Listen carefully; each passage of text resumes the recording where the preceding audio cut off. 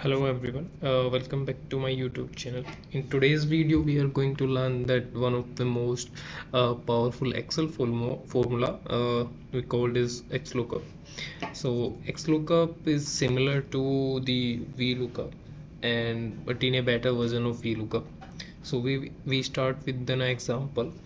In a sheet we have ID, the name, department and the salary, and we have to find out this salary of Priya, department of Amit, find out the ID of Neha.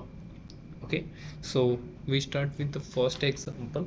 So we require the salary of Priya, so we start with the formula. It's equals to x lookup, then we need the lookup value. So what is the lookup value? We are looking for Priya's salary, right?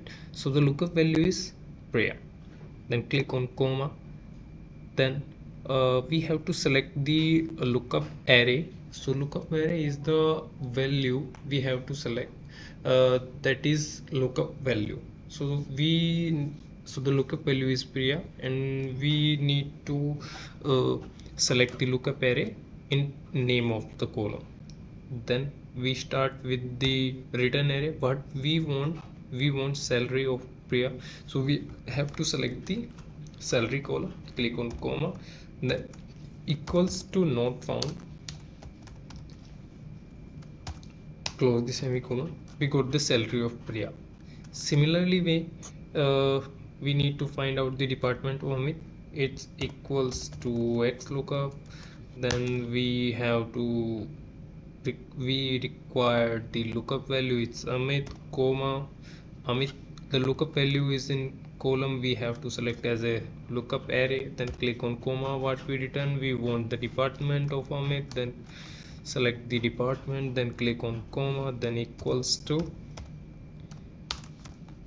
not found. We got the IT department of Amit. Then in a similar way, third example is find out the ID of Neha. Then equals to XLOOKUP, and we are looking for ID of Neha. Then Neha is the lookup value. Then click on comma. Lookup array is the name where Neha's name is mentioned. Then comma. Then what we are looking for? We are looking for her ID. Then select the ID column and click on comma. Start with not found.